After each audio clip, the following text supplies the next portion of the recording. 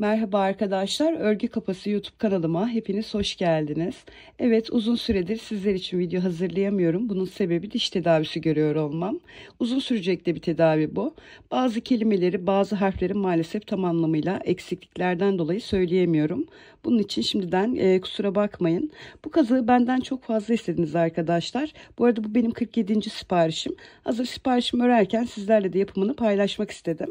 Bu kazığı YouTube'da orijinal haliyle yayınlayan ilk kişi benim arkadaşlar. Tasarımcısı sevgili Olga Herp'tir. Kendisi Rus bir hanımefendi. YouTube kanalı yok. Instagram'da bir butik üzerinden kendi gibi güzel bu tasarımların satışını yapıyor. Kendisine buradan çok çok teşekkür ediyorum bu güzel tasarım için. Şimdi arkadaşlar biz bugün kazığımızı 12-18 aylık çocuklar için hazırlayacağız. Ama derseniz ki ben 2 yaşa göre örmek istiyorum. Bizim roba artışını bitirdiğimiz yerde 2 roba artış sırası daha fazladan yapacaksınız. Kol bedenine 6 sıra düz örgü olarak fazla öreceksiniz. Yine beden örgüsünde de 6 sıra düz örgüyü fazla öreceksiniz ve 2 yaşa göre bu kazığı yapabileceksiniz. Robaya falan her şeyi aynı başlayacaksınız. Şimdi arkadaşlar kullanacağım malzemeleri de söyleyeyim. Daha sonra birlikte yapımına geçelim. Biz bu yumaktan 3 tane alacağız 12-18 ay öreceğimiz için ama 3. yumaktan çok az kullanacağız. 2 yaş ören arkadaşlarımız daha avantajlı çünkü 3 yumaklarını değerlendirebilecekler. Ekstra da ip almalarına gerek kalmayacak. İpimiz arkadaşlar Alize'nin Süper Lana midisi, çok güzel bir ip. 100 gram ağırlığında 170 metre uzunluğunda bir ip. Ben beyaz rengini kullanacağım çünkü siparişim beyaz. Bu arada orijinali de beyaz arkadaşlar bunun. Bundan dediğim gibi 3 yumak alacağız. Mecburen 3. yumağı alacağız. Çünkü yetmiyor arkadaşlar. Ama 3. yumaktan da çok az kullanacağız. Şiş olarak 4 numara misinalı şiş kullanacağım. Bir tane tığa ihtiyacımız var. Bir tane ucu küt kalın bir iğneye ihtiyacımız var. Bir tane de makasa ihtiyacımız var. Bir de arkadaşlar bu şekilde anahtarcılarda bulabileceğiniz ayıcıklara ya da tavşana ihtiyacınız var. Daha uygun da alabilirsiniz arkadaşlar. Bu milyoncular oluyor ya, oralarda da var bunlardan. Ben Eminönü'nden almıştım. Epey bir almıştım çünkü çok fazla sipariş aldığım için. Toplu bir şekilde almıştım. Ama dediğim gibi anahtarcılardan da satın alabilirsiniz. Şimdi arkadaşlar hazırsak yapımına başlayalım. 40 santimetrelik misinalı şişimize normal ilmek atma tekniğiyle 67 tane ilmek atacağız. Çok sıkı olmayacak şekilde atın arkadaşlar ilmeklerinizi. Gevşek de olmasın tabi. Bu şekilde normal ilmek atma tekniğiyle 67 tane ilmeğimizi tamamlayalım. Evet arkadaşlar, ilmek sayımı 67'ye tamamladım. Şimdi birleştirme işlemimizi yapacağız ama öncesinde ilmeklerinizin düzgün durduğundan emin olun. Yani bu şekilde dönmüş olmasın.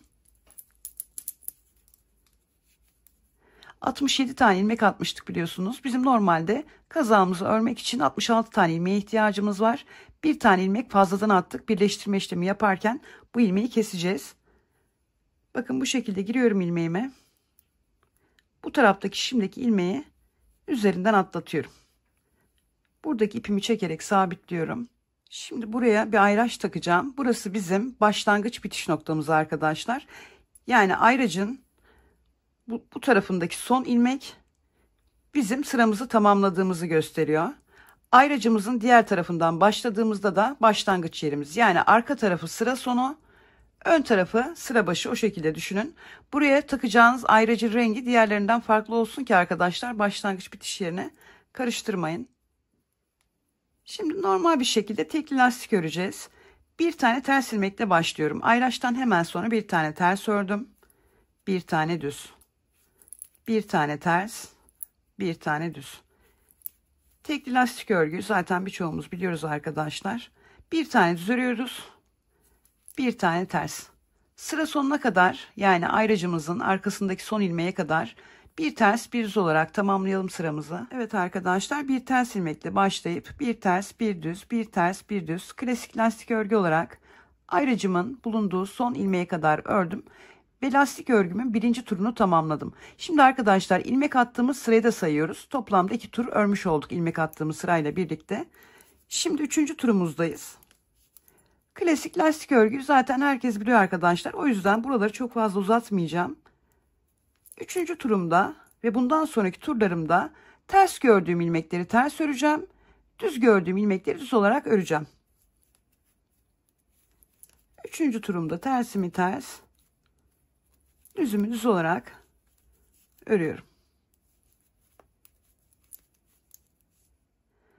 Şimdi bu şekilde arkadaşlar 8 tur öreceğiz.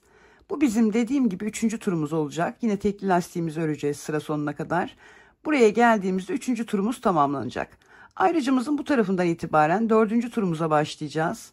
Ve bu şekilde 5, 6, 7 ve 8. 8 tura tamamlayalım lastik örgümüzü. Daha sonra birlikte devam edelim.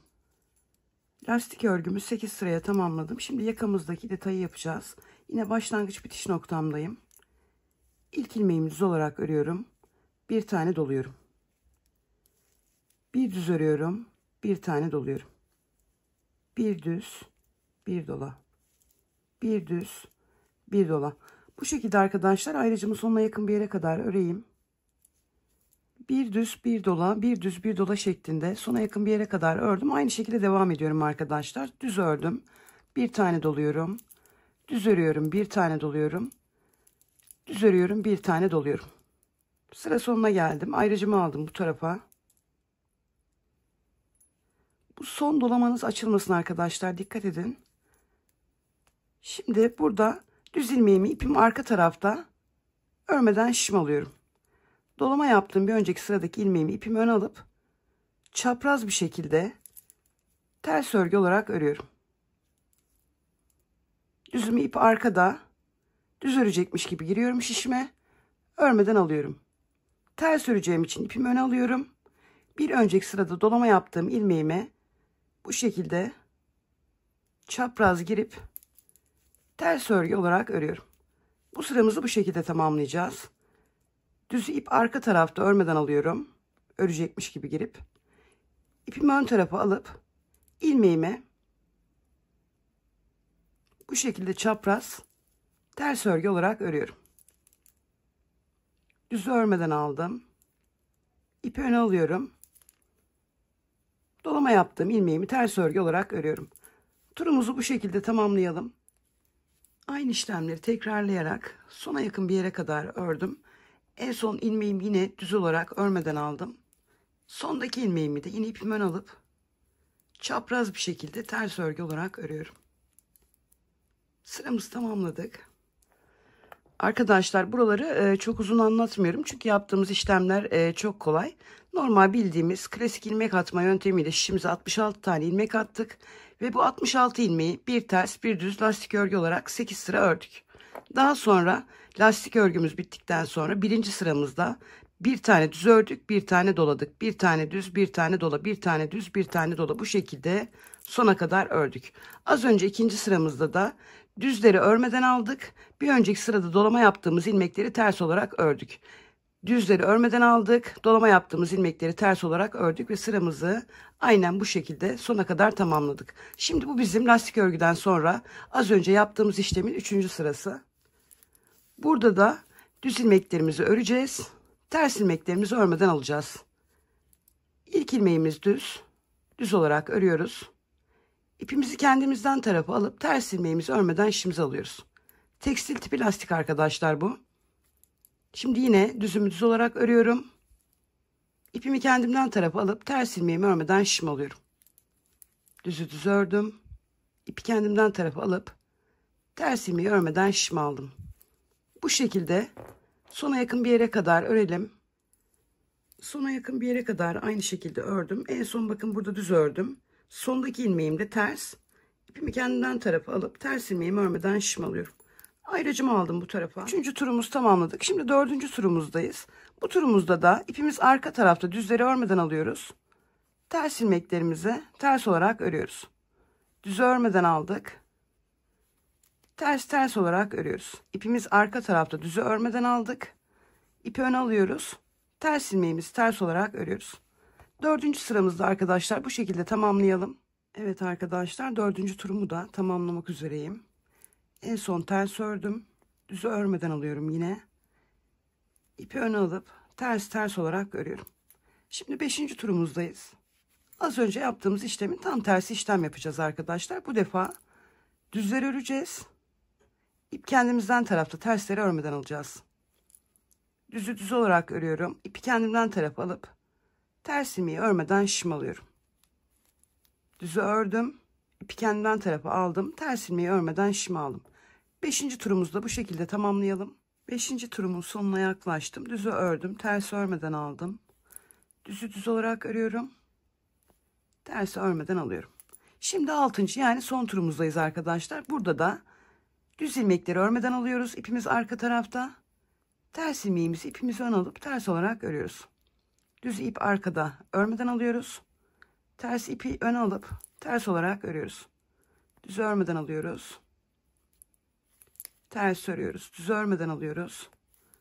Ters örüyoruz. 6. turumuzu bu şekilde tamamlayalım. 6. yani son sıramın sonuna yaklaştım. En son ters ördüm. Düzü örmeden alıyorum. Son ilmeğim ters. Ters olarak örüyorum.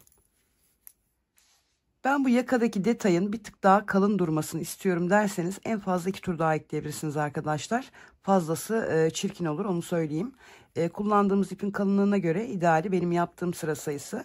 Eğer ben 2 tur daha eklemek istiyorum derseniz tabii sizin tercihiniz. 7. turunuzda ne yapacaksınız onu söyleyeyim. En son ne yapmıştık burada? Düzleri örmeden almışız. Tersleri örmüşüz. Bu 7. turunuzda düzleri öreceksiniz. Tersleri örmeden alacaksınız. Düzü ör, tersi örmeden al. 7. turu böyle tamamlayacaksınız.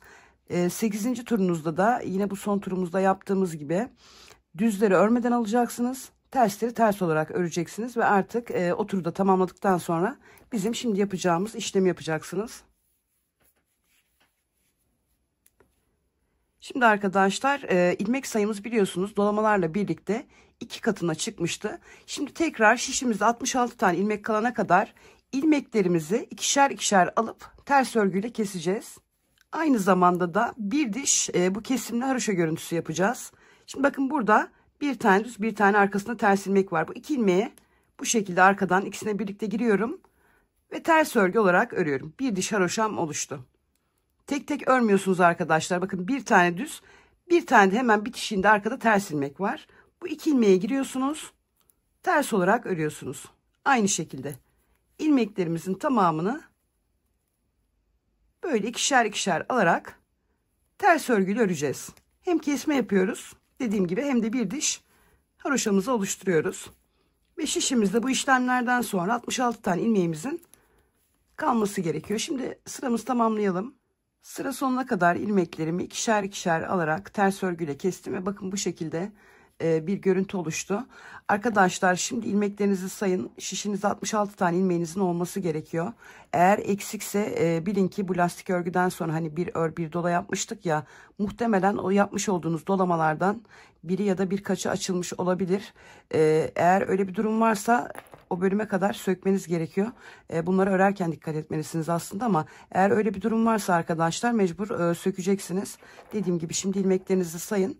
Çünkü birazdan robo kurulumu yapacağız.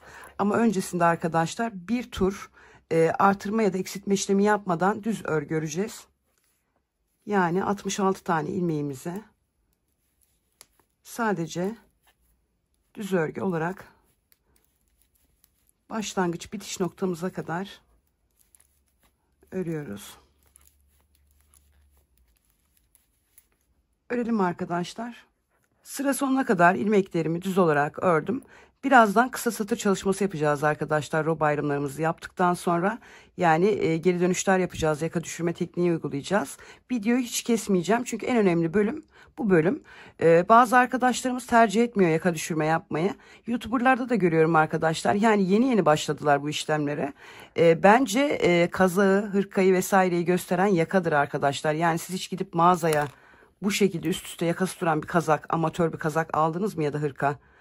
Çok rahatsız edici olur arkadaşlar. Yani bir bebeği de örseniz yazık değil mi? Yaka arka taraftan daha önde durur ki boyun içeride rahat etsin. Şimdi bunu yapmayacak arkadaşlarımız var. Ben geri dönüş yapamıyorum diyen arkadaşlarımız olacak eminim. Aslında bütün detaylarıyla anlatıyorum ve her sıramızı dediğim gibi öreceğim. Ama ben yapmak istemiyorum. Ben bu şekilde üst üste seviyorum derseniz alta yorumlara mutlaka yazın arkadaşlar. Çünkü ilmek sayıları değişecek. Şimdi yaka düşürme tekniği uygulayacağımız için biz burada ilmek sayılarını farklı oluşturacağız. Robamızı kurarken bu işlemi yapmayacaksanız yine 66 ilmek başlayacaksınız. Onda sıkıntı yok ama işte atıyorum kol bedeninin, ön bedenin, arka bedenin ilmekleri bizim yapacağımız gibi olmayacak. Dediğim gibi yapmayacaksanız yorumlar bölümünden mutlaka yazın. Roba artışlarına başlamadan önce ben size oradan ilmek sayısı konusunda yardımcı olayım. Ama ben profesyonel bir örgü örmek istiyorum diyorsanız zaten birazdan tüm dönüşlerimizi dediğim gibi birlikte yapacağız. Şimdi arkadaşlar rob ayrımlarımızı yapalım. Kazağımız bitene kadar bu şekilde hep dönerek öreceğiz. Dolayısıyla bizim örgümüzün arka yüzü olmayacak. Yani biz normalde mesela bu bir hırka olsa ne yapıyorduk? Ön yüzümüzde artışlarımızı yapıyorduk. Arka yüzümüzde de artış yapmadan var olan ilmeklerimizi ters örgü olarak örüyorduk. Ama biz dönerek yaptığımız için şimdi hangi sıramızda artış yaptık? Hangi sıramızda yapmayacağız? Bunları karıştırabiliriz. Özellikle örgüye yeni başlayan arkadaşlarımızın mutlaka yanında bir tane kağıt, bir tane kalem olsun ki hangi sırada artış yaptığını, hangi sırada yapmadığını karıştırmadan ilerleyebilsin. Bu ipli kısım, farklı renk ayraç taktığımız kısım bizim hem başlangıç hem de bitiş noktamız. Buraya mutlaka arkadaşlar farklı renkte ayraç takın. Şimdi biz buradan ilk etapta şurada kol bedenimizi ayıracağız. Yani ayracımızın bu tarafı ön bedenimiz olacak. Ayracımız birazdan örmeye başlayacağımız yer burası kol bedenimiz olacak. Başlangıç yerimiz ve bitiş yerimiz ayracımızın bu tarafı olacak arkadaşlar. Burada sonlandıracağız. Burada başlatacağız. Şimdi artışımızda başlıyoruz. Şimdi hemen şuraya bir tane artış işareti yapalım. Bu bizim artış sıramızda olduğumuzu belirlesin. Bakın burası arkadaşlar hem başlangıç hem de bitiş yerimiz. O şekilde düşünün. Gizli artırma yöntemiyle ilerleyeceğiz. Bu şekilde ilmeğimi kaldırdım. Bakın alttan ilmek kaldırdım. Giriyorum. Buradaki tarafından girerek bunu düz örgü olarak örüyorum. Artışımı yaptım. Buranın artışı neye ait? Ön bedene ait. Ön bedenimizin artışını yaptık. Başlangıç yerimizdeyiz. Ayrıcımızı aldık. İki ayraç arasında 2 tane ilmeğimiz olacak. 2 ilmeğimizi düz olarak örüyoruz. Buraya bir tane ayraç takıyoruz. Ve bir artışta buradan, bakın bu sefer alttan kaldırdım ilmeğimi. Buradan girip artışımı yapıyorum. Bu şekilde de yapabilirsiniz. Eğer bu şekilde zorlanıyorsanız fark etmez. Şimdi arkadaşlar kol bedenimize ait 9 tane ilmeğimizi düz olarak örüyoruz. 1 2 3 4 5 6 7 8 ve 9. Kol bedenime ait 9 ilmeğimi düz örgü olarak ördüm. Buradan yine ilmek kaldırıyorum. Bu ilk sıra artış arkadaşlar belki biraz zorlayabilir. Bakın bu şekilde şuradaki kanattan girerek bunu düz örgü olarak örüyorum. Artışımı yaptım. Hemen ayracımı takıyorum. Ayraç arasında 2 tane ilmeğim var. Bu 2 ilmeğimi düz örgü olarak örüyorum. Hemen buraya da bir tane ayraç takıyorum. Yine artışımı yapacağım. İlmeğime girdim. Bir tane artış yaptım. Ve arka bedenime ait 17 tane ilmeğimi düz örgü olarak örüyorum. 1 2 3 4 5 6 7 8 9 10 11 12 13 14 15 16 ve 17. Ayrıcımızın önünde ön bedenimize ait artışımızı yaptık, buraya ait. Daha sonra aradaki 2 tane ilmeğimizi düz olarak ördük ve kol bedenimize ait ilmeğin artışını yaptık. 9 tane ilmeğimizi ördük. Bu taraftan da yine kol bedenimiz için ilmek artışı yaptık. Arada 2 tane ilmeğimiz var. Geçtik arka bedenimize. Hemen ayraçtan sonra arka bedenimizin artışını yaptık ve arka bedenimize ait 17 tane ilmeği artıştan sonra ördük. Şimdi burada da arka bedenimizin diğer tarafındaki artışı yapacağız. Yine alttan ilmeğimi kaldırdım. Bu şekilde çapraz girdim ve düz örgü olarak ördüm. Arka bedenimin artışını tamamladım. Hemen ayracımı takıyorum. Arada 2 tane ilmeğim var. 2 ilmeğimi düz olarak örüyorum. Buraya da bir tane ayraç takıyorum. Şimdi diğer kol bedenimizin ilmeklerini öreceğiz ama tamamını değil, çünkü geri dönüş yapacağız. Benim ayraçlarım arkadaşlar açılıp kapananlardan değil, buraya kullandıklarım. Keşke düz örgü ördüğüm sırada bunları takmış olsaydım. Şimdi arkadaşlar buradan 9 tane ilmek 2 4, 6, 8, 9. 9 tane ilmek kol bedenimizi ayıralım. Buraya bir tane ayraç takalım. Bu bizim diğer kol bedenimize ait 9 tane ilmeğimiz. Ben daha sonra bu ayraçları değiştireceğim diğerleriyle. Arada 2 tane ilmeğimiz var. Yine yanına bir ayraç takalım.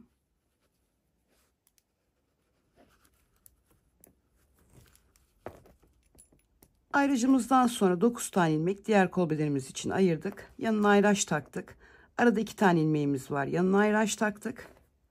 Bu tarafta da 23 tane ilmeğimiz var arkadaşlar. Burası da bizim ön bedenimiz oluyor. Ayracımızın önünde bir artış yapmıştık biliyorsunuz. Artış sıramızda olduğumuz için başlangıç bitiş yerimizde 23 ilmek artı burada artış yaptığımız bir ilmek. Yani toplamda 24 tane ilmek de ön bedenimizde var. Şimdi arkadaşlar şuradan yine bir anlatayım, kafanız karışmasın. Ayracımızın hemen bu tarafında başlangıç bitiş yerimiz artış sıramızda olduğumuz için ön bedenimize ait bu tarafındaki artışımızı yaptık. Ayracımızı taktık. Arada 2 tane ilmeği düz olarak ördük. Ayracımızı taktık. Kol bedenimize ait ilmeklerimizin kenarında hemen ayracımızın bu tarafından bir tane artış yaptık. 9 tane ilmeğimizi ördük. Ayracımızın bu tarafından da artış yaptık. Yani 9 tane olan kol bedeni ilmeğimiz artışlarımızla beraber 11 ilmek oldu. Arada 2 tane ilmeğimizi düz ördük. Yine kenarlarımızda ayraçlarımız var. Ayracımızdan sonra arka bedenimiz için bir tane ilmek artışı yaptık. Aradaki arka bedenimize ait 17 ilmeği düz olarak ördük. Ve ayracımızın bu tarafından da yine bir tane artış yaptık. Ve arka bedenimizde şu an artışlarımızla birlikte 19 tane ilmeğimiz var. Arka beden artışımızdan sonra ayracımızı taktık. Arada 2 tane düz ilmeğimiz var. Yine ayracımızı taktık. Şimdi diğer kol bedenimizdeyiz. Kol bedenimizin artışını yapıyoruz. Yine çapraz girdim. Bakın bu şekilde buradan düz örgü olarak ördüm. 9 tane ilmeğimiz vardı. Bunun sadece arkadaşlar 3 tanesini düz olarak öreceğim. 1, 2 ve 3. 3 tane ilmeğimi ördüm. Diğer kol bedeni ilmeklerini ve ön beden ilmeklerini örmeden geri dönüş yapacağım. Burada kaç tane ilmeğim kaldı? 3, 6 tane ilmeğim kaldı. Onları örmeden dönüyorum. Geri dönüşlerimiz bitene kadar arkadaşlar örgümüzün arka yüzü olacak. Dolayısıyla buraya bir işaret koymama gerek yok. Nasıl ki kazaklarda, hırkalarda örgümüzün arka yüzlerinde artırma işlemi yapmıyoruz. Yine burada da dönüş yaptığımız için örgümüzün arka yüzündeyiz. Şu an artırma işlemi yapmadan devam edeceğiz. İpimiz kendimizden tarafta. Bakın ön tarafta bu şekilde. İlk ilmeğime bana bakan kanadından giriyorum ve şişimden çıkarıyorum. Buradaki ipime gerdirerek önden arkaya alıyorum. Bakın bir tane ilmek, 2 ilmek gibi göründü, değil mi? Şimdi buradan ters örgüyle devam ediyorum. Çünkü kazağımız sadece düz örgüden oluşuyor. Bunun için de örgümüzün arka yüzlerine ters örgü olarak örüyoruz. İlmeklerimi ters ördüm. Yine aradaki ilmeklerimi de ters öreceğim. Ayracımı aldım buraya. Bura neydi bizim? Arka bedenimizin ilmekleriydi. Örgümüzün arka yüzünde arka bedenimize ait ilmeklerimizi de ters örgü olarak öreceğiz.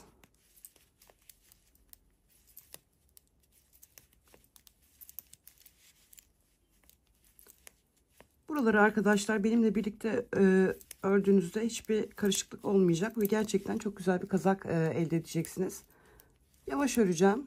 Benimle beraber sizler de buraları örün.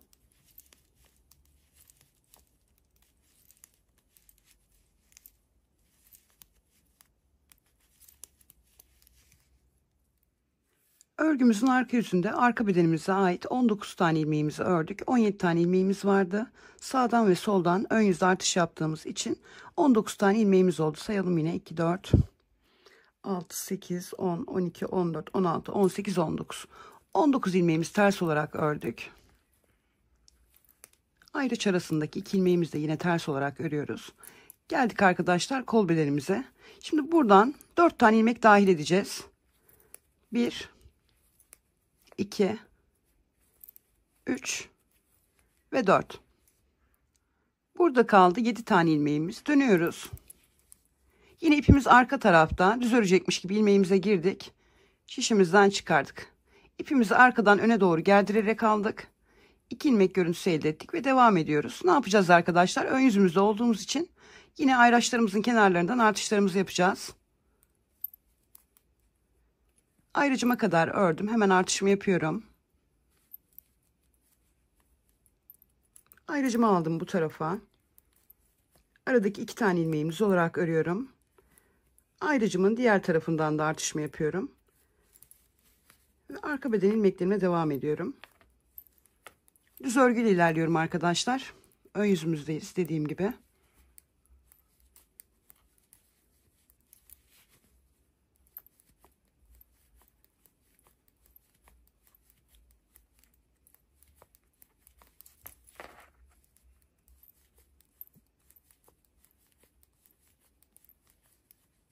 Arka bedenime ait ilmeklerimi düz olarak ördüm.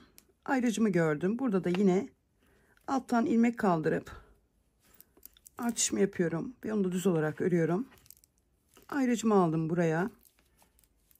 Aradaki 2 ilmeğimi düz olarak ördüm. Ayrıcımın diğer tarafından da yine artışımı yapıyorum. Bu benim kol bedenimin artışı. Artışımızı yaptıktan sonra 1, 2, 3 tane ilmeğimizi düz olarak ördük. Artışımızla birlikte ayrıcım bu tarafında 4 tane ilmeğimiz var. 5. ilmeğimiz ikili gibi duran ama tek olan ilmeğimiz. Bu ikisine girdik. Bu şekilde. Şu an ikisinin de içindeyim arkadaşlar. Bunu da düz örgü olarak örüyorum. Kaç tane ilmeğimiz oldu? 2, 4, 5 tane ilmeğimiz oldu burada. 3 tane ilmek dahil ediyoruz. 1, 2 ve 3.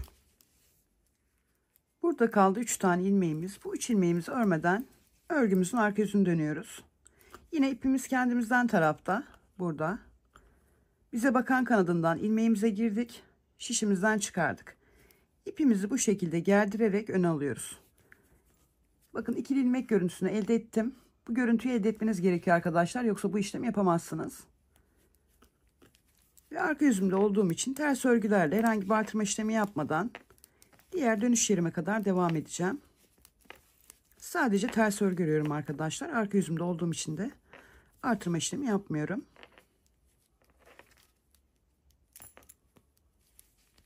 Ayraç araları dahil tüm ilmeklerimizi ters örgü olarak örüyoruz. Şu an arka bedenime geçtim. Arka bedenimi örüyorum.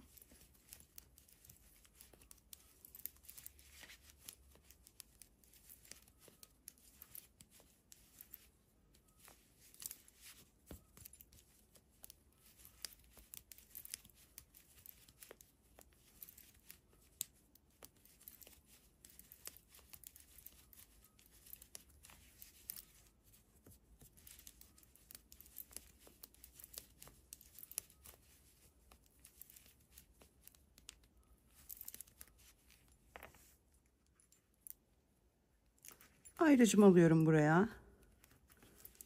Aradaki ilmeklerimi ters örüyorum.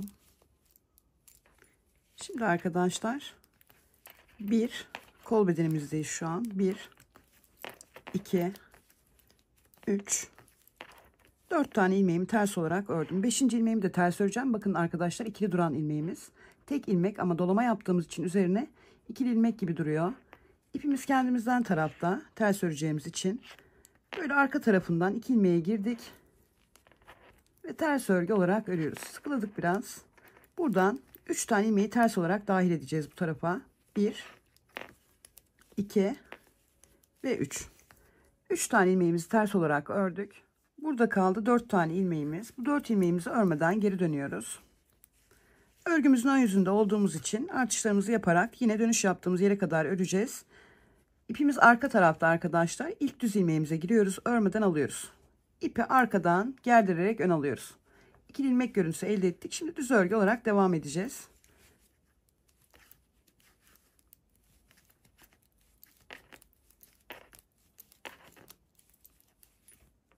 Ayrıcımıza geldik. Artışımızı yapıyoruz.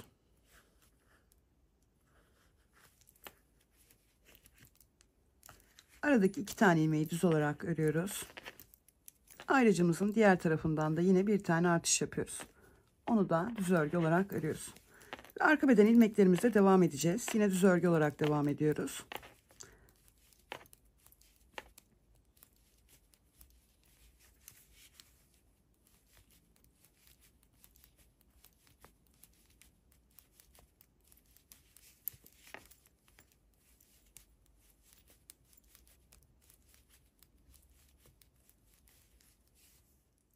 Arka beden ilmeklerimizi ördük düz olarak. Ayrıcımıza geldik. Buradan artışımızı yapıyoruz hemen. İlmeğimi kaldırdım. Çapraz girip düz örgü olarak örüyorum. Ayrıcımı aldım buraya. Aradaki 2 tane ilmeğimi de düz örüyorum. Ayrıcımın diğer tarafından kol bedenimin ilk artışını yapıyorum. Artışımı yaptım. Artışımdan sonra 1, 2, 3, 4, 5, 6, 7 tane ilmeği düz olarak ördüm. Artışımızla birlikte 2, 4, 6, 8 tane ilmeğimiz oldu. 9. ilmeğimizi de yine düz olarak öreceğiz. İkili gibi duran ilmek arkadaşlar. Buradan giriyoruz. Bakın bu şekilde ikisinin içerisinden çıktık. Ve bunu da düz örgü olarak ördük.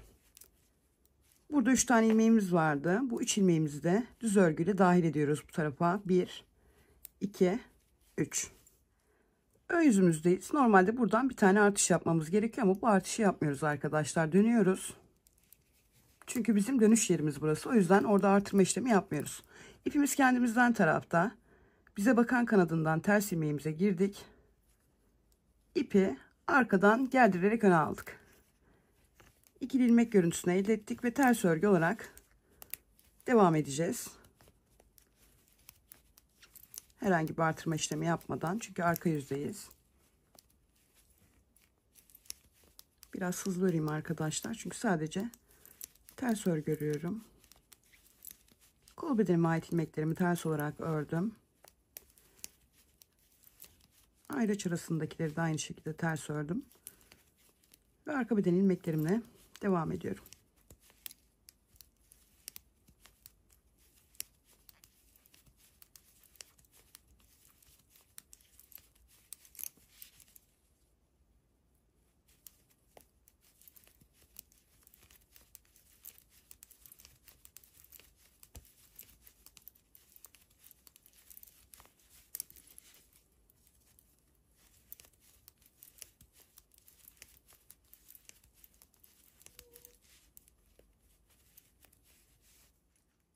Arka beden ilmeklerimi ters ördüm. Ayrıç aralarını da yine ters örgü olarak örüyorum. Ayrıcımı aldım buraya. Şimdi kol bedenime ait ilmeklerime devam edeceğim. Ayrıcımdan sonra 1, 2, 3, 4, 5, 6, 7, 8 tane ilmeğimi ters örgü olarak ördüm. 9. ilmeğimizi de yine ters olarak öreceğiz. İkili ilmeğimiz arkadaşlar. Tek ilmeğimiz yani. İpi kendimizden tarafa alıyoruz. Bakın bu şekilde. Şişimiz arka tarafta. En arkadaki ilmeğin içinden girdik. Ön tarafındakinden çıktık. Bunu ters örgü olarak örüyoruz. Burada kaç tane ilmeğimiz oldu? Ayrıcımızdan sonra 2, 4, 6, 8, 9. 9 tane ilmeğimiz var. Burada da 4 tane ilmeğimiz var. Bunun 3 tanesini ters örgü olarak örüyoruz. 1, 2 ve 3. Burada bir tane ilmeğimiz kaldı. Bunu örmeden örgümüzün ön yüzüne dönüyoruz. Yine bakın. İpimiz bu defa arka tarafta, ön yüzde olduğumuz için düz ilmeğimize giriyoruz bu taraftaki kanadından. İpimizi arkadan gerdirerek öne aldık. Ve düz örgülerle ayrıcımıza kadar devam ediyoruz.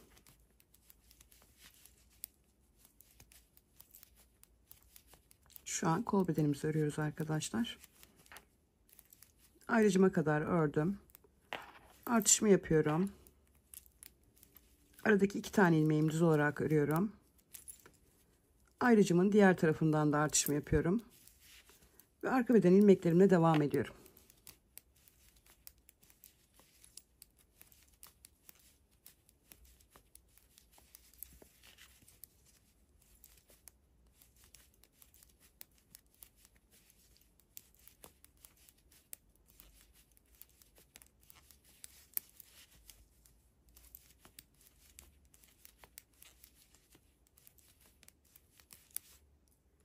Buradaki alanı görüyorsunuz değil mi arkadaşlar? Yakamız bu kadar düştü ön taraf. Şimdi ayrıcımıza geldik. Yine buradan artışımızı yapıyoruz. Aradaki 2 tane ilmeğimizi düz olarak örüyoruz. Ayrıcımızı aldık buraya. Yine kol beden artışımızı da yapıyoruz.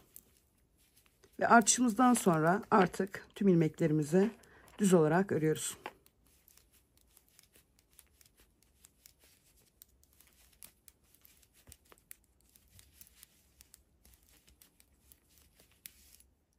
Toplam ayraçtan sonra artışla birlikte 2, 4, 6, 8, 10, 12.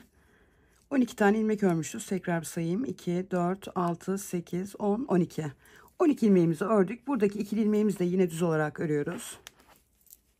Ve toplam 13 tane ilmeğimizi örmüş olduk.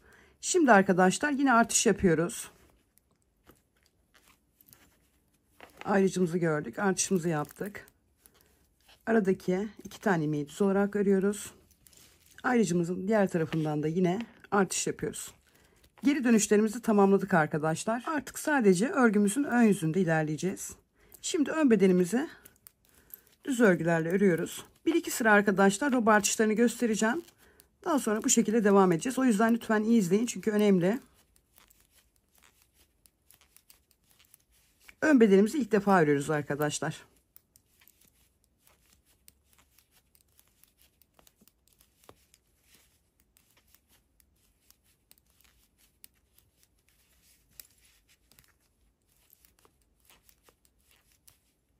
Evet, başlangıç bitiş noktamıza geldik.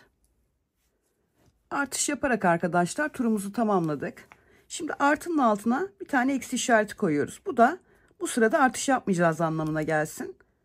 Eksi olarak koydum. Bu turumda hiçbir işlem yapmadan, yani artırma işlemi yapmadan yine bu başlangıç bitiş noktama kadar öreceğim. Bu arada arkadaşlar ben örerken bedenlerdeki ilmek sayılarını sayın. Kendi örgünüzde kıyaslayın bir hata var mı diye.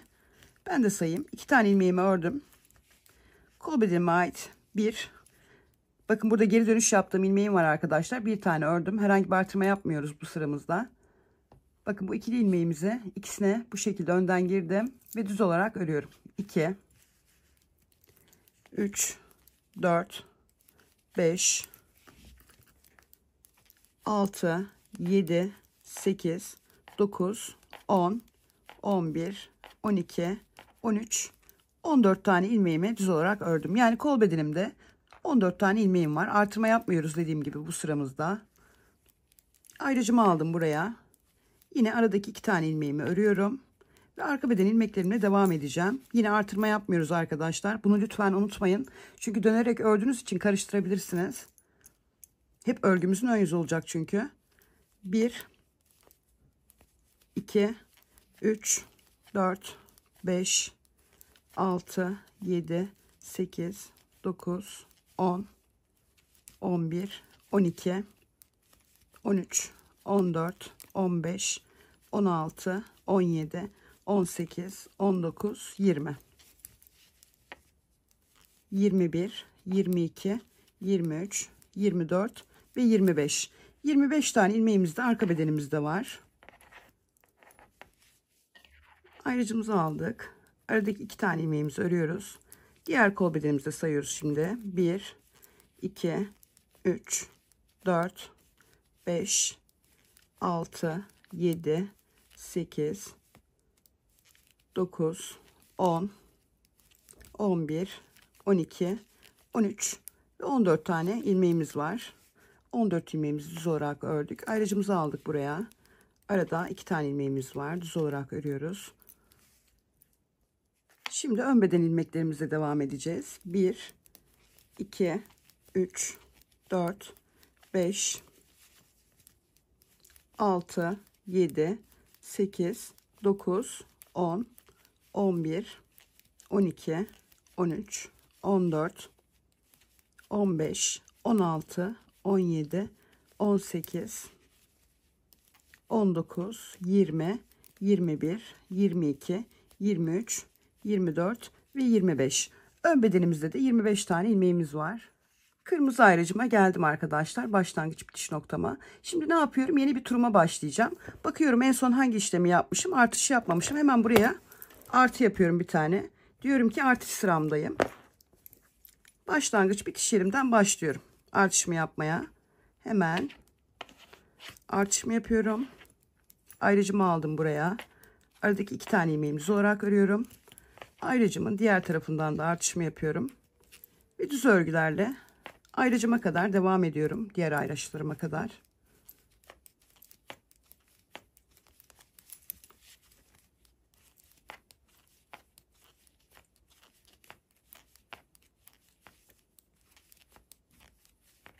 Ayrıcıma kadar ördüm. Buradan artışımı yapıyorum. Düz olarak örüyorum. Aradaki 2 tane ilmeğimi de ördüm. Ayrıcımın diğer tarafından da artışımı yapıyorum. Ve düz örgülerle devam ediyorum.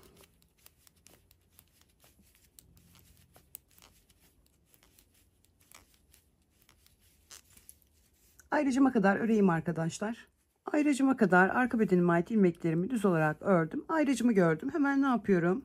Buradan ilmek kaldırıp artışımı yapıyorum. Aradaki 2 tane ilmeğimi düz olarak örüyorum. Ayrıcımın diğer tarafından da artışımı yapıp düz örgülerle devam ediyorum.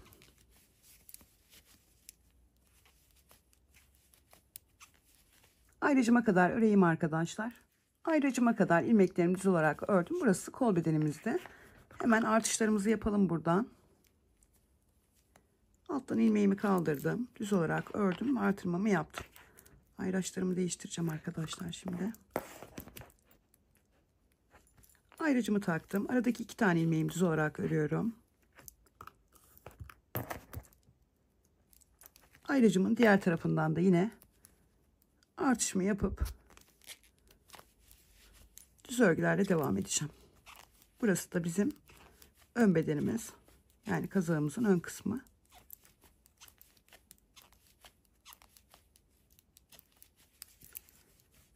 Ayrıcımıza kadar örelim. Ayrıcıma kadar ilmeklerimi düz olarak ördüm.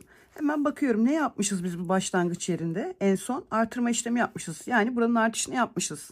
Değil mi arkadaşlar? Artışımızı yaptık. Buralardan artış yaparak devam ettik. Şimdi ne yapıyoruz? Buraya eksi işareti koyuyoruz.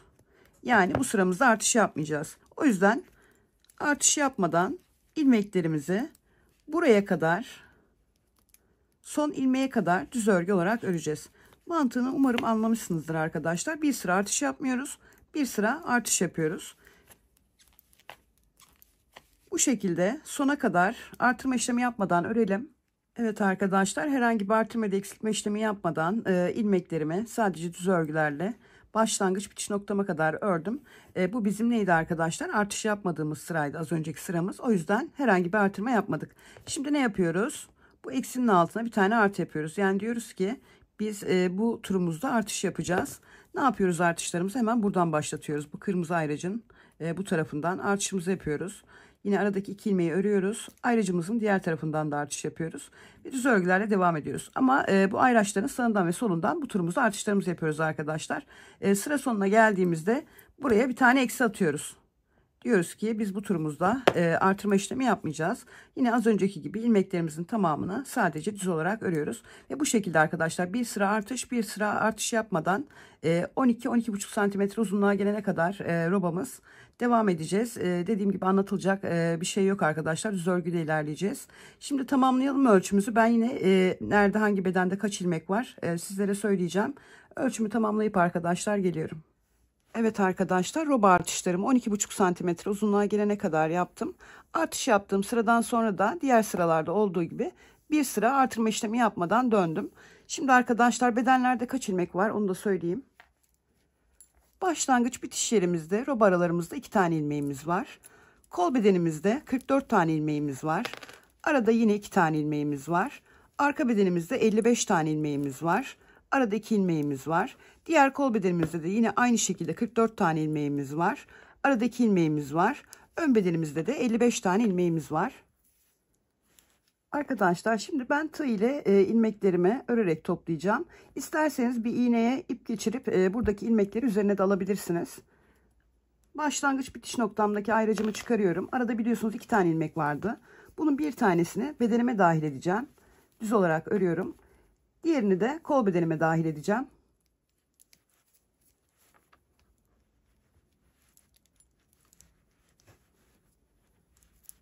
Daha önce göstermiştim arkadaşlar nasıl ilmeklerimi topladığımı. Tığ ile de iğne ile de bu şekilde girdim, kaydırıyorum.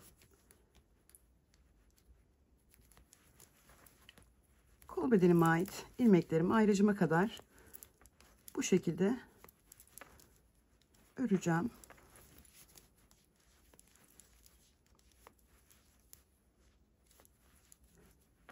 Ayraca yakın bir yere kadar yapayım arkadaşlar. Ayracımın önünde bir tane ilmek kalana kadar aynı şekilde devam ettim. Bu ilmeği de kaydırma yöntemiyle alıyorum. Ayracımı çıkarıyorum. Ayraç arasındaki 2 tane ilmeğin bir tanesini yine kol bedenime dahil edeceğim. Onu da aynı şekilde örüyorum.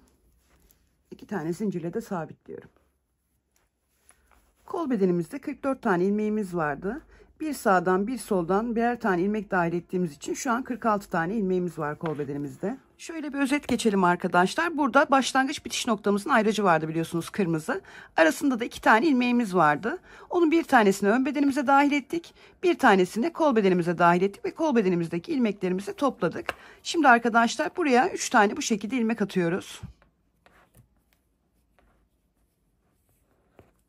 Ve ön bedenimizi arka bedenimizle birleştireceğiz. Bu tarafta da ayracımızın içinde 2 tane ilmeğimiz vardı arkadaşlar. Bunun bir tanesini kol bedenimize dahil ettik. Bir tanesini de şimdi arka bedenimize dahil edeceğiz. Düz olarak örüyoruz. Artık ayrıca ihtiyacımız yok. Ve düz örgülerle arka bedenimize ayraçların bulunduğu yere kadar öreceğiz. Örelim arkadaşlar. Buraya kadar. Ayracıma kadar arka bedenime ait ilmeklerimi düz olarak ördüm. Ayracımı çıkarıyorum. Arada 2 tane ilmeğim var. Bir tanesini arka bedenime dahil ediyorum. Diğerini kol bedenime dahil edeceğim.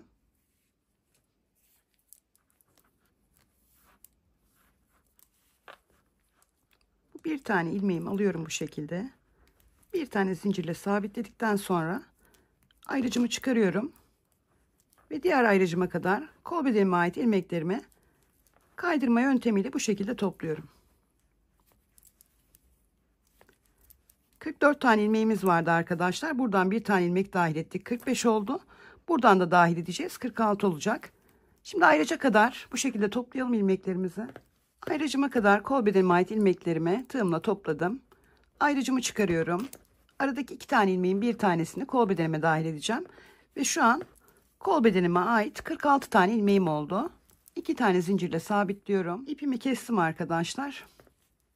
Şimdi 3 tane ilmek de burada atacağım. 1, 2, 3. Arka bedenimi artık ön bedenimle birleştireceğim, diğer tarafını. Arada bir tane ilmeğimi bedenime dahil ediyorum. Düz olarak örüyorum. Ayracımızı çıkaralım. Şimdi diğer artırma işlemimizi yaptığımız yere kadar arkadaşlar düz örgülerle örelim. Yeni başlangıç bitiş yerimize ayraç takacağız.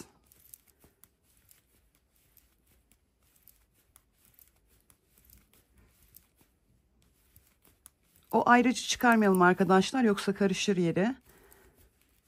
Bir tarafı aşağıda bir tarafı yukarıda durur kazığın.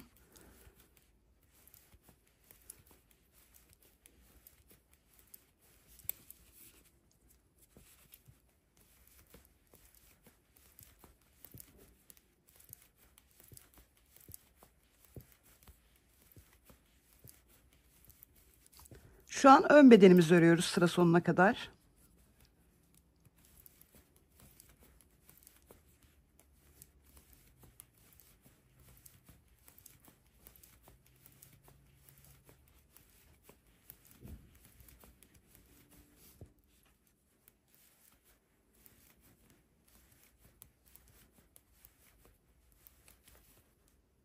Evet.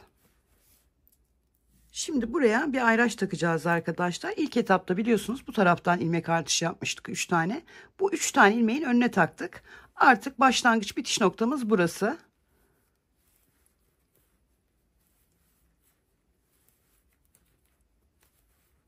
Sadece düz örgülerle devam edeceğiz arkadaşlar. Evet arkadaşlar, kol bedenlerimizi ayırdık. Kol altı artışlarımızı yaptık. Yeni başlangıç bitiş noktamızı da belirledik. Artık anlatılacak çok fazla bir şey yok. Sadece dönerek herhangi bir artırma ya da eksiltme işlemi yapmadan sadece düz örgülerle devam edeceğiz.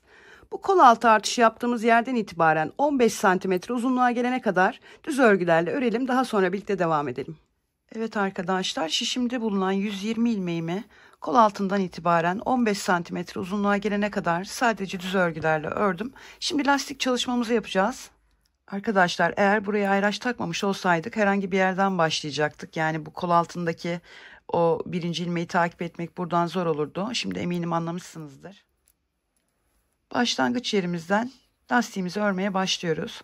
Bir tane düz, bir tane ters, bir tane düz, bir tane ters. Tıpkı arkadaşlar yakamızda olduğu gibi klasik bir ters bir düz lastik örgü öreceğiz. Her turumuzu sayacağız arkadaşlar. Bu bizim birinci turumuz. Ayrıcımızın sonuna geldiğimiz zaman birinci turumuz bitiyor. Bu şekilde toplam 12 tur arkadaşlar lastik örgümüzü öreceğiz. Daha sonra kesmeyi de göstereceğim. Çünkü şişle kesmeyeceğim arkadaşlar. Şimdi tamamlayalım 12 tura. Evet arkadaşlar 120 ilmeğimi bir düz bir ters klasik lastik örgü olarak 12 sıra ördüm. Şimdi kesimimi yapacağım. Kaç sıra ördüğünüz arkadaşlar bu aradaki düzlerin arasındaki ters ilmeklerden de sayabilirsiniz. Başlangıç bitiş yerimdeki ayracı çıkarıyorum artık.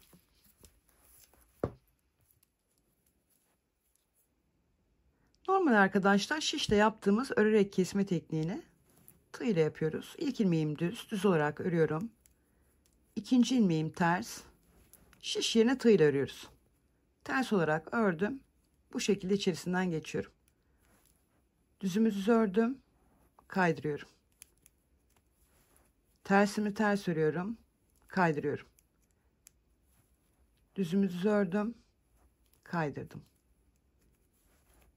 Tersimi ters ördüm. Kaydırdım. Ne gevşek ne sıkı olmayacak arkadaşlar. Normal ayarda bu şekilde ilmeklerimizi keselim. Daha sonra kol bedenimize devam edelim. Evet arkadaşlar lastik örgümün kesim işlemini tamamladım. Buradaki kesim önemli arkadaşlar. Çünkü birazdan kol bedenimizin lastik bölümünde de yine aynı kesimi yapacağız. Eğer tığ ile esnek bir kesim yapamıyorsanız hiç bulaşmayın arkadaşlar. Direkt şişinizle 4 numara kazağınızı ördüğünüz şişle ya ilmeklerinizi ikişer ikişer alarak kesin ya da örerek kesme tekniğiyle kesin. Ama hangi sonuç güzel derseniz şişle mi tığla mı? Tabii ki tığla arkadaşlar. Ama yapamıyorsanız zorlamayın. Sadece yine şişle de çok sıkı olmayan ya da gevşek olmayan güzel bir kesim yapmaya çalışın. Ben kol bedenimin birini hazırladım arkadaşlar aynı olduğu için. Şimdi diğerini birlikte yapacağız. Kol bedenimi arkadaşlar 100 santimetrelik misinalı şişimle öreceğim. Buradan ilmeklerime pembe ipimi sökerek şişimin üzerine alıyorum. Tüm ilmeklerimizi arkadaşlar bu şekilde şişimizin üzerine alalım. Evet arkadaşlar ilmeklerimi şişimin üzerine topladım. Kol altından 3 tane artış yapmıştık biliyorsunuz. Bunun 2 tanesine, sondaki 2 tanesine giriyorum. Ve bunları alacağım. Bu şekilde. Bir tanesine girdim, ilmek aldım. İkincisine giriyorum, ilmek alıyorum. Diğer bir tanesinde arkadaşlar 3 taneyi diğer bir tanesinde baştakinde diğer tarafa döndüğümde oradan alacağım. Şimdi bakın burada bir tane düz ilmeğimiz var. Şurada. Bu ilmeği alıp şişimin üzerine koyuyorum. Ve 2 ilmek olarak kesiyorum. Yani roba artış yerimizin ilmeğini şişime taktım. Oradan bu şekilde alıp bu taraftaki şişimle de bir ilmek alıp ikisini birlikte kestim. Şimdi düz örgülerle sıra sonuna kadar devam edeceğim. Sona kadar örelim. Evet arkadaşlar şişimde bir tane ilmeğim kalana kadar ördüm düz olarak. Bu ilmeğimi örmeden alıyorum. Yine buradan da bir tane ilmek kaldırıyorum bu şekilde. Ve bunu şişime takıp bu örmediğim ilmekle birlikte düz örgü olarak kesiyorum. Şimdi buradan bir tane ilmek almam gerekiyordu. Bu ilmeğime giriyorum. Ve bu şekilde ilmeğimi alıyorum. Artık arkadaşlar dönerek düz örgülerle öreceğiz. Arkadaşlar yaklaşık 5-6 senedir gösteriyorum dikişsiz örgünün nasıl yapıldığını. Birçok videomda zaten ben biliyorsunuz neredeyse tamamını dikişsiz örüyorum. O yüzden hani bu bölümleri uzatmayacağım. Dönerek sadece düz örgülerle öreceğiz. Sadece arkadaşlar sıra sonundan bir tane ilmek eksilteceğiz. Sonda 3 ilmek kalana kadar yani bu taraftaki şişimizde 3 tane ilmek kalana kadar düz olarak örelim. Evet arkadaşlar sıra sonunda 3 tane ilmeğim kalana kadar ilmeklerimi düz olarak ördüm. 2 ilmeğimi giriyorum. Birlikte alarak kesiyorum. Ve sondaki ilmeğimi düz olarak örüyorum. Evet arkadaşlar kol bedenimizden bir tane kesim yaptık. Şu an şişimizde kol bedenimize ait toplam 48 tane ilmeğimiz var. Artık dediğim gibi anlatılacak çok fazla bir şey yok. Sadece düz örgülerle tıpkı beden örgümüzde olduğu gibi dönerek öreceğiz arkadaşlar. Kol altından itibaren 14 cm uzunluğa gelene kadar herhangi bir artırma ya da eksiltme işlemi yapmadan mevcut ilmek sayımızı örelim. Daha sonra birlikte devam edelim. Evet arkadaşlar, kol bedenimi 14 santimetre uzunluğa gelene kadar ördüm. Şimdi kol bedenimizden kesim yapacağız arkadaşlar. Daha sonra lastik örgümüze başlayacağız. Kesimlerimizi yaparken aynı zamanda lastik örgümüzün de birinci sırasını örmüş olacağız. Normal klasik bir düz bir ters lastik örgü öreceğiz arkadaşlar. Yine bir düz ördüm, bir ters ördüm, 2 ilmeği birlikte alarak düz olarak kestim. Bakın, bir düz bir ters bir düz. Şimdi yine bir ters bir düz bir ters, 2 ilmeği birlikte alarak bir düz bir ters bir düz bir ters, 2 ilmeği birlikte alarak bir düz bir ters bir düz bir ters, 2 ilmeği birlikte alarak bir tane düz bir ters bir düz bir ters ve 2 ilmeği birlikte alarak bir düz. Şimdi dönüyoruz diğer tarafı. En son ters ilmekte mi kalmıştık? En son 2 düz kesmiştik. Şimdi ters ilmekle başlıyoruz. Bir tane ters, 2 ilmeği birlikte alarak bir tane düz.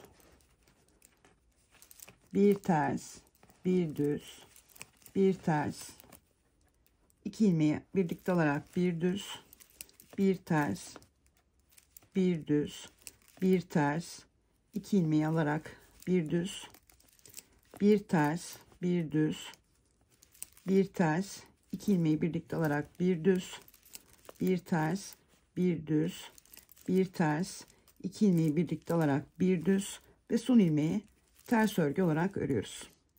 Evet arkadaşlar, bilek kesmemizi yaptık. Şu an şişimizde toplam 38 tane ilmeğimiz var. Artık bu 38 ilmeğimizle düzleri düz, tersleri ters olarak öreceğiz. Kesimlerimizi yaparken aynı zamanda lastik örgümüzün birinci sırasını ördük. Ben bu şekilde arkadaşlar 16 sıra öreceğim çünkü katlayarak kullanacağım. Eğer sizler katlamadan kullanacaksanız 6 santimetre lastik örgü örmeniz yeterli. Bu arada arkadaşlar, örerek kesme tekniğini göstereyim çünkü en son ördükten sonra eğer tığ ile yapamazsanız bu şekilde keseceksiniz. Şişle örerek kesme tekniğini daha önce birçok kez gösterdim aslında ama belki ilk defa izleyen arkadaşlarımız olur. O yüzden onlara burada hemen göstereyim. Şimdi düz ilmeği düz olarak örüyorum arkadaşlar. Bu ilk etapta ters ilmeği de örüyorum. Arkadaki ilmeği öndeki ilmeğin üzerinden atlatıyorum. Düzü düz örüp keseceğim. Tersi ters örüp keseceğim. Bakın, düzü düz örüyorum. Arkadaki ilmeği öndeki ilmeğin üzerinden atlatıp kesiyorum. Tersi de ters örüyorum. Yine arkadaki ilmeği öndeki ilmeğin üzerinden atlatıp kesiyorum. Düzü düz ördüm. Arkadaki ilmeği atlattım. Tersi ters ördüm. Arkadaki ilmeği atlattım. Bu şekilde de kesim yapabilirsiniz arkadaşlar. Şimdi tamamlayalım. Salıncak detayımızda devam edelim. İstediğiniz tarafa yapabilirsiniz arkadaşlar. Ben bu tarafa yapacağım. Bu yan taraftan yaklaşık 3,5-4 santimetre içeriden bu tarafa doğru ilmek toplayacağım. Lastik örgünün 3-4 sıra yukarısından, bakın burada düz ilmekler var arkadaşlar, yukarı doğru çıkan. Her birinin sondaki kanadını toplayacağım. Bakın, düz ilmekler bu şekilde yukarı çıkıyor. Bunların her birinin sondaki kanadını birinciye aldım. Umarım görünüyordur arkadaşlar. Yakınlaştığım için çözünürlük biraz iyi olmayabilir. 2 3 4 5 6 7 8 9 10 11 12, şöyle yakınlaştırayım, 13 ve 14 tane ilmek topladım. Şimdi bu 14 ilmeği arkadaşlar düz örgüyle öreceğiz.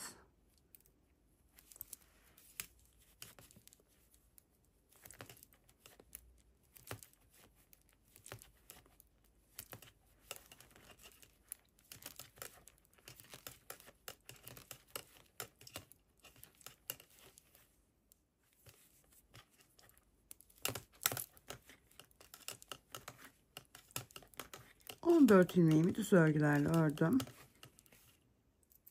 Arka sıraya dönüyoruz. İlk ilmeği örmeden alıp diğer ilmeklerimizi arka yüzümüzde olduğumuz için ters örgü olarak örüyoruz.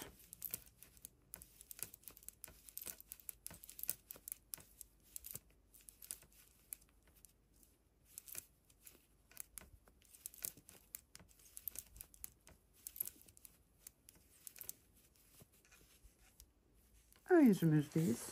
Bu sıramızda kesimlerimizi yapacağız. İlk ilmeğimizi örmeden alıyoruz. İkinci ve üçüncü ilmeğimizi düz olarak örüyoruz. Bir doluyoruz. İki ilmeği birlikte alarak düz olarak kesiyoruz. 4 tane ilmeğimizi düz olarak örüyoruz. 1, 2, 3 ve 4. Tekrar 2 tane ilmeğimizi birlikte alarak kesiyoruz. Bir tane doluyoruz ve sıra sonundaki 3 ilmeğimizi düz örgü olarak örüyoruz. Dönüyoruz arka yüzümüze. Arka yüzümüzde olduğumuz için ilmeklerimizi ters örgü olarak örüyoruz. İlk ilmeğimizi örmeden aldık. Ve daha sonra ters örgülerle devam ediyoruz.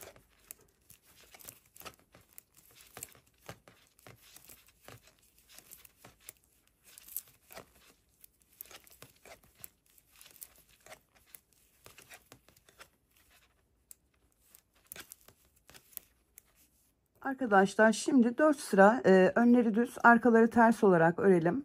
Daha sonra birlikte devam edelim. 4 sıramı tamamladım. Şu an tekrar örgümün ön yüzündeyim. Yine kesimimizi yapacağız arkadaşlar. İlk ilmeği örmeden aldım. 2 ve 3. 3 tane ilmeğimiz olarak ördüm. Bir doladım. 2 ilmeğimi birlikte olarak kestim. 1, 2, 3, 4 tane ilmeğimiz olarak ördüm. Tekrar 2 tane ilmeğimi birlikte olarak kesiyorum. Bir doluyorum ve sıra sonundaki 3 tane ilmeği düz olarak örüyorum. Şimdi arka sıramızı ters olarak örelim. Arka sıramı sıra sonuna kadar ters örgülerle ördüm. Ön yüzümde arkadaşlar ilmeklerimi ikişer ikişer alarak tığımla keseceğim.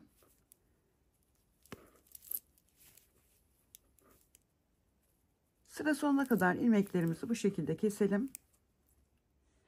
Evet arkadaşlar, salıncağın yan dikişlerini yaptım. Tıpkı crop hırkamızda olduğu gibi arkadaşlar yanlardan kazağımızın ilmeklerinden alarak cep dikişimizi yapıyoruz. Şimdi buradaki detayı yapacağız.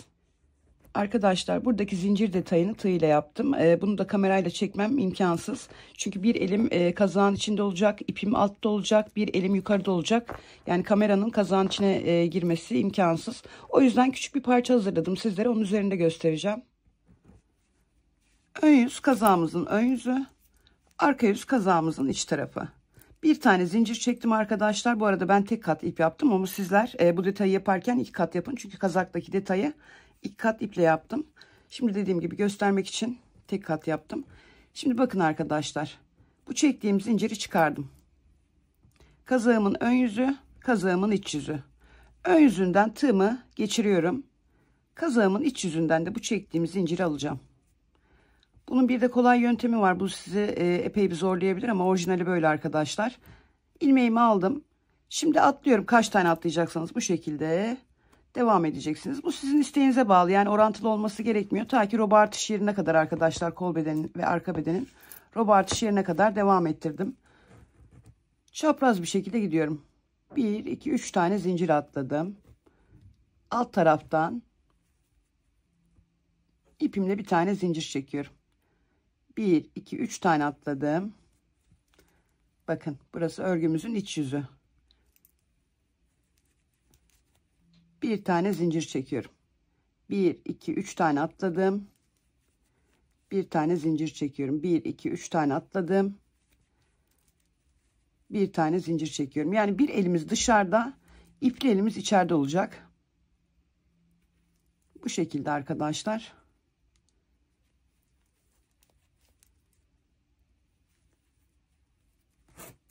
Belli aralıklarla zincirimizi çekiyoruz. Şimdi bir de iğne ile olanı göstereyim arkadaşlar. Bunu yapmanız daha kolay. Çünkü iğne hep örgünün ön yüzüne, yani alttan batıyorsunuz ama örgünün içiyle bir alakanız yok.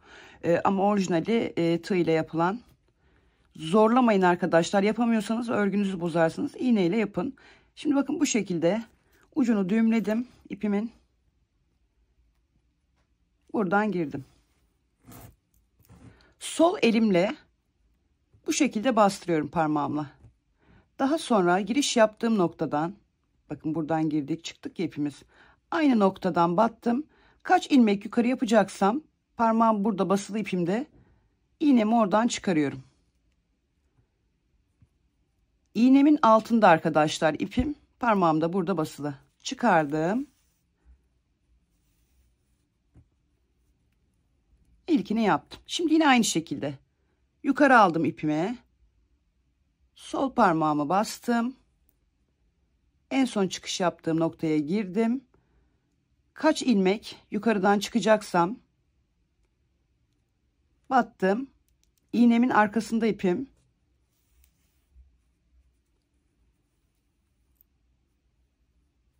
Bu şekilde orantıladım. Eşit aralıklarla yapın bu işlemi arkadaşlar. Şimdi yine bakın yukarı aldım ipimi. Sol parmağımı bastırdım baş parmağımın üstüne. Çıkış yaptığım, son çıkış yaptığım noktaya girdim. Kaç ilmek yukarı çıkacaksam buradan çıkış yapıyorum. İpim iğnemin arka tarafında ve bu şekilde ipimi çekiyorum. Arkadaşlar bu şekilde devam edeceksiniz. Ne sıkı ne de gevşek olmayacak.